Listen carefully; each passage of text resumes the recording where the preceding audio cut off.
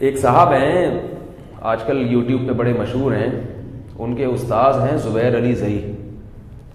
تو وہ قرآن حدیث کی روشنی میں کافی ماشاءاللہ فتنہ پھیلایا انہوں نے.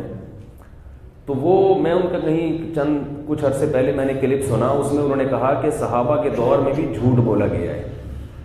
صحابہ کے دور میں بھی بولو بھائی جھوٹ بولا. صاف لفظوں میں تو انہوں نے نہیں کہا کہ صحابی نے جھوٹ بولا ہے، مگر ان کے الفاظ یہ ہیں کہ صحابہ کے دور میں بھی، ظاہر ہے اس سے مراد غیر مسلم تو نہیں ہے، اس سے مراد کیا ہے؟ مسلم. انہوں نے دلیل دی کہ وہ روایتیں پیش کی جس میں کذب کا لفظ آیا ہے. کذب عربی میں جھوٹ کو بولتے ہیں. تو مجھے اس وقت احساس ہو رہا تھا کہ دیکھو، ائمہ مجتہدین کی جب انسان اتباع سے ہاتھ کھینچتا ہے تو پھر اس کو اس کی اپنی عقل، اپنی فہم کس گمراہی کی طرف لے کر جاتی ہے. کتنی بڑی بات کر دی اس شخص نے. کس پر جھوٹ کا بہتان لگایا؟ صحابہ کرام. حالانکہ صحابہ کے بارے میں اجماع ہے، الصحابۃ کلھم عدول، سب کے سب کیا ہیں؟ سچے ہیں. ان سے حدیث کے معاملے میں جھوٹ کا صدور نہیں ہوا. وہ جو روایتیں پیش کر رہے تھے جس میں کذب کا لفظ آیا ہے، تو ان کو کذب کا لفظ کے حقیقی معنی سمجھنے میں غلطی ہوئی ہے. کذب بعض مرتبہ خلاف واقعہ چیز کو بھی کہا جاتا ہے. آپ ایک چیز کو سچ سمجھ رہے ہیں مگر وہ حقیقت میں ایسی نہیں ہے. تو جب صحابی نے دوسرے صحابی پر رد کیا تو انہوں نے جھوٹ کا لفظ استعمال کیا کہ تم جھوٹ بول رہے ہو. یہاں جھوٹ سے وہ جھوٹ مراد نہیں ہے جو ہم جس معنی میں لیتے ہیں. کیا مطلب کہ تمہاری جو نالج ہے اس معاملے میں صحیح نہیں ہے، یعنی یہ بات ایسے نہیں بلکہ ایسے ہے. جیسے ابراہیم علیہ السلام سے کذب کا، جھوٹ کا صدور ہوا نا، کذب، لیکن وہاں جھوٹ سے حقیقی جھوٹ نہیں ہے. ایسے ہی بعض روایتوں میں کسی صحابی کی طرف کذب کی نسبت ہے، لیکن وہاں مراد کیا ہے؟ خلاف واقعہ بات جو جان کر نہیں ہوئی ہے. اس کی مثال ایسے ہے جیسے عبداللہ ابن مسعود رضی اللہ تعالی عنہ سے کسی نے کہا، کسی کا نام لے کے کہا کہ وہ یہ کہتے ہیں کہ قرآن مجید میں جس موسیٰ کا ذکر ہے جو خضر علیہ السلام کے پاس گئے تھے، یہ وہ موسیٰ نہیں ہے جو بنی اسرائیل کے موسیٰ تھے، بلکہ یہ کوئی اور موسیٰ ہے. عبداللہ بن مسعود کو غصہ آیا اور فرمایا کذب عدو اللہ، اللہ کے دشمن نے جھوٹ کہا. حالانکہ جن کی طرف عبداللہ بن مسعود نے نسبت کی ان کے بارے میں اجماع ہے کہ نہ تو وہ اللہ کے دشمن تھے اور نہ وہ، بولو بھائی، جھوٹے تھے. یہاں کیا مطلب ہے؟ غلط کہا انہوں نے، ان کی معلومات درست نہیں ہے. اب جنہوں نے کہا نا کہ یہ وہ موسیٰ نہیں ہے، ان کی معلومات ناقص تھیں. اپنے علم کی بنیاد پر انہوں نے ایک بات کہہ دی.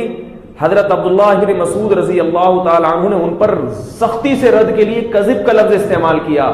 حقیقی جھوٹا مراد یہاں پر نہیں ہے، کیونکہ عربی میں استعمال ہوتا ہے ایسے. بعض دفعہ آپ کسی پر سختی سے رد کرنے کے لیے کہ بھائی غلط کہا ہے تو ہم کہہ دیتے ہیں کہ انہوں نے جھوٹ کہا ہے. مراد یہ نہیں ہوتا کہ یہ جھوٹے ہیں یا یہ جھوٹ بولتے ہیں یا باقی یہ جھوٹ بولا ہے. مراد یہ کہ ان کی معلومات کیا ہیں؟ تو خلاف واقعہ کہ حقیقت میں ایسی نہیں ہے جیسے یہ سمجھ رہے ہیں. حقیقت میں وہ بنی اسرائیل ہی کے موسیٰ تھے، لہذا یہ بات جو انہوں نے کی ہے یہ غلط کی ہے. تو غلط بات کو بھی کس سے تعبیر کیا جاتا ہے عربی میں؟ جھوٹ سے. تو اس قسم کے جتنے الفاظ حدیث میں آئے تھے نا، انہوں نے اٹھا کے صحابہ پر لگا دیے. اور محترم زبیر علی زئی صاحب رحمہ اللہ تعالیٰ، ان کا انتقال ہو چکا ہے، لیکن ان کے شاگرد ماشاءاللہ فتنہ پھیلا رہے ہیں. حضرت معاویہ کو برا بھلا کہتے ہیں. تو نتیجہ کیا نکل رہا ہے کہ میں بار بار یہ سوچتا ہوں کہ اپنی فہم پہ اعتماد قرآن و سنت کو سمجھنے میں یہ انسان کو تباہی اور بربادی کی طرف لے جاتا ہے. یہی بات تو منکرین حدیث کہتے ہیں. انہی چیزوں کی بنیاد پہ حدیث کے انکار کرنے والے کہتے ہیں کہ یہ حدیثیں مستند نہیں ہیں. تو آپ کس طرف قوم کو لے کے جا رہے ہو؟ اسی سے ایک اور مسئلہ سمجھ لیں. بات سے بات نکلتی ہے، بھائی آؤں گا ٹاپک کی طرف انشاءاللہ، یا آج نمٹاؤں گا میں. یہ جو حدیث میں آتا ہے کہ لیس الکذاب الذی یکذب لیصلح بین الناس، وہ شخص جھوٹا نہیں ہے جو اس لیے جھوٹ بولتا ہے کہ لوگوں کے درمیان صلح کرا دے۔ حنفیہ کے نزدیک، امام ابو حنیفہ کے نزدیک صریح جھوٹ بولنا کسی صورت میں جائز نہیں ہے، حتیٰ کہ لوگوں کے درمیان صلح کرانے کے لیے بھی صریح جھوٹ بولنا جائز نہیں ہے۔ اسی طرح حدیث میں آتا ہے کہ بیوی کو خوش کرنے کے لیے جھوٹ بولنا، اس کی بھی آپ صلی اللہ علیہ وسلم نے اجازت دی ہے۔ تو یہاں بھی حنفیہ کے نزدیک صریح جھوٹ سے صریح جھوٹ مراد نہیں ہے۔ کیوں؟ وہ کہتے ہیں قرآن مجید میں آتا ہے لعنت اللہ علی الکاذبین، جھوٹ بولنے والوں پر اللہ کی لعنت۔ تو حدیث کا ایسا مفہوم بیان کیا جائے گا کہ یہ آیت قرآن کی آیت کے مخالف نہ رہے۔ یہاں کہتے ہیں کہ یہاں بھی مراد ہے توریہ، اس کو بھی جھوٹ سے تعبیر کیا گیا ہے۔ توریہ کہتے ہیں کہ آپ ایک بات کر رہے ہو، سامنے والے اس کا مطلب کچھ اور لے اور آپ کی نیت کچھ اور، ذو معنی الفاظ کہیں آپ، لوگوں میں جوڑ پیدا کرنے کے لیے کلیئر کٹ بات نہ کریں، کیونکہ سب بتا دیں گے تو ہاتھ پاؤں کٹوا دیں گے۔ بیوی کو سب سچ سچ بتا دیا آپ نے، رات کہاں تھے آپ، گئے کام سے، تو بھائی تھوڑی سی ٹوپی کرا دو اس کو، ویسے تو الٹی حرکتیں چھوڑ دیں، غلط کام چھوڑ دیں، لیکن اگر سب صحیح بتا دیں گے تو گھر برباد ہو جائے گا۔ تو تھوڑا سا کیا ہوتا ہے، اس کو ہماری زبان میں کہتے ہیں ٹوپی کرانا، عربی میں کہتے ہیں توریہ کا مطلب چھپانا۔ آپ کچھ بول رہے ہیں، بیگم اس کا مطلب کچھ اور سمجھ رہی ہے، تو اس سے بڑی فساد سے ایک بہت بڑی جنگ عظیم ہونے والی تھی، اس سے الحمدللہ آپ کی بچت ہو گئی۔ کیا خیال ہے؟ اسی طرح بیگم بھی کبھی کبھار شوہر کو ٹوپی کرا دیتی ہے۔ ٹوپیوں کے بغیر یاد رکھو گھر کبھی بھی جڑ نہیں سکتا۔ بعض خواتین کہتی ہیں مردوں کو آپ سکھا رہے ہو توریہ کرنا، ٹوپیاں کرانا، تو میں کہتا ہوں کیا خواتین ٹوپیاں نہیں کراتی اپنے میاں کو؟ وہ کون سا بالکل سچ سب بتا رہی ہوتی ہیں۔ تو یہ نہیں کہ ظلم کرنا شروع کر دیں ایک دوسرے کے اوپر، بڑی مصیبت سے بچنے کے لیے آپ اگر حق پر ہیں، آپ نے رات ایسی جگہ گزاری، مدنی مسجد میں گزار دی، بیگم کو تبلیغی جماعت پسند نہیں ہے، اس کو غصہ آ رہا ہے کہ آپ نے کیوں رات تبلیغ والوں کے ساتھ، اب وہاں 4 مہینے کے لیے بھی نکل جاؤ گے۔ اب آپ کو پتا ہے کہ میں نے بتا دیا کہ مدنی مسجد تھا تو میری آ گئی شامت، تو اس میں پھر آپ کہہ سکتے ہیں کہ بھائی میں کچھ اب کیا کہنا، یہ تو آپ کا کام ہے نا، میں کیوں بتاؤں، یہ تو آپ سوچیں، ہم کیوں آپ کو ٹوٹ کے بتائیں۔ تو بہت بڑی ٹینشن سے بچنے کے لیے تو یہاں بھی کیا ہے کہ اس کو کذب سے تعبیر کیا گیا ہے مجازن۔ مجاز کا مطلب حقیقت میں یہ کذب یا جھوٹ نہیں ہے، مجازن اس کو حدیث میں کیا کہا گیا ہے، کذب، تاکہ کوئی یہ نہ سمجھے کہ بھائی یہ جن میں تقوی زیادہ ہوتا ہے تو وہ ڈرتے ہیں کہ بھائی ہم گول مول بات کر کے جوڑیں گے تو بالکل ایسا نہ ہونے، کلیئر کٹ بات۔ اسی طرح دو میں لڑائی ہو گئی تو تھوڑا بہت ان کو، مثال کے طور پر ایک نے دوسرے کی تعریف کی تو تھوڑا سا مسالہ زیادہ لگا کے بتا دو اس کو، یار وہ تو تمہاری تعریفیں کرتا پھر رہا ہے، وہ تو تمہارے ساتھ اچھا سلوک کر رہا ہے، جب جاؤ تو وہ بولتا ہے کہ بھائی ماشاءاللہ بڑے اچھے آدمی ہیں، حالانکہ اس نے ایک ہی دفعہ بولا تھا اور بول کے بعد میں پچھتایا بھی تھا، لیکن آپ نے اس کے پچھتانے کا تذکرہ نہیں کیا، اس کے صرف بولنے کا تذکرہ کر دیا۔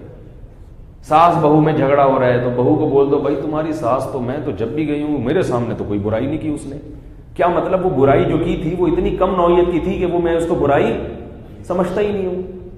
تو اس قسم کی بات کر کے اس چیز کو کذب سے تعبیر کیا گیا ہے، اور یہ صرف ہوائی باتیں نہیں ہیں، قرآن و سنت سے ثابت ہے۔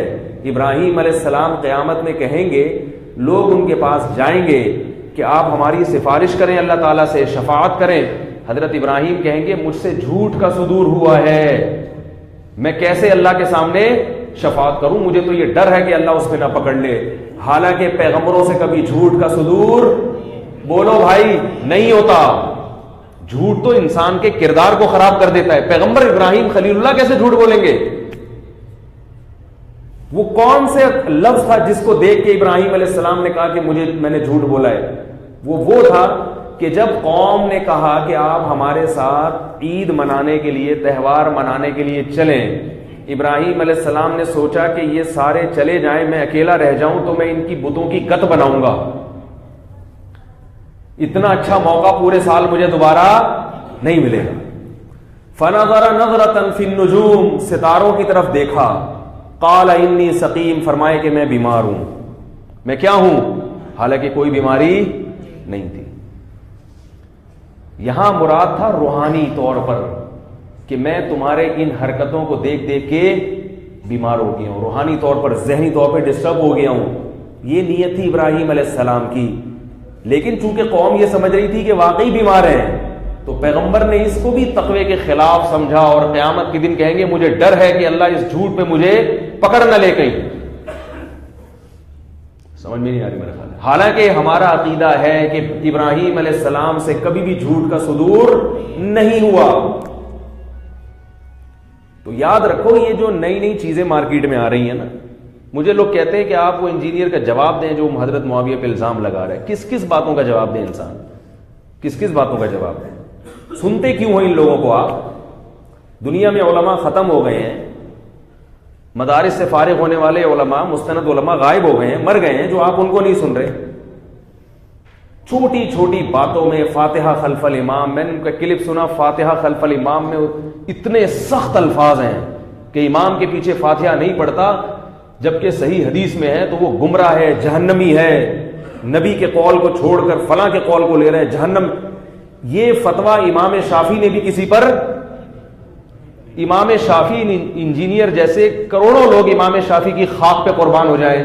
امام شافعی کا بڑا مضبوط موقف تھا کہ امام کے پیچھے فاتحہ پڑھنی چاہیے، مگر نہ پڑھنے والوں کو انہوں نے جہنمی قرار نہیں دیا، نہ مشرک قرار دیا، نہ جہنمی قرار دیا، نہ ان کی نمازوں کے بارے میں کہا کہ یہ قیامت کے دن مردود ہیں ان کی نمازیں. کیونکہ وہ جانتے تھے کہ دوسری طرف بھی دلائل ہیں، اور یہ مسئلہ کیا ہے؟ اجتہادی ہے. مدعی سست گواہ چست. یہ عجیب قسم کی چیزیں مارکیٹ میں آ رہی ہیں، اور پھر یہ بھی کہتے ہیں کہ ہم فرقواریت نہیں پھیلا رہے. عجیب بات ہے، آپ آگ لگا رہے ہو امت میں، نمازوں کو غلط کہہ رہے ہو، اور دوسری طرف یہ بھی کہہ رہے ہو کہ ہم کیا ہیں؟ ہم فرقواریت نہیں پھیلا رہے. اور کس کیا کہتے ہیں فرقواریت پھیلانے؟ وہ خیر میں عرض یہ کر رہا تھا، کیا بات چل رہی تھی بھائی؟ یہ کذب پہ بات آئی تھی نا، کہ کذب جو جھوٹ کا لفظ ہے حدیث میں، وہ توریہ کے معنی میں بھی کثرت سے استعمال ہوا ہے، کہ حقیقت کو چھپا دینا یا فرضی چیز کو بھی کذب سے تعبیر کیا جاتا ہے بعض مرتبہ. تو اس لیے یاد رکھو کہ صحابہ کرام کے بارے میں احادیث کے معاملے میں ان سے کذب کا صدور نہیں ہوا. یہ اللہ تعالیٰ نے ان کی حفاظت کی ہے. کوئی ایک روایت بھی صحیح سری نہیں ملتی اس بارے میں.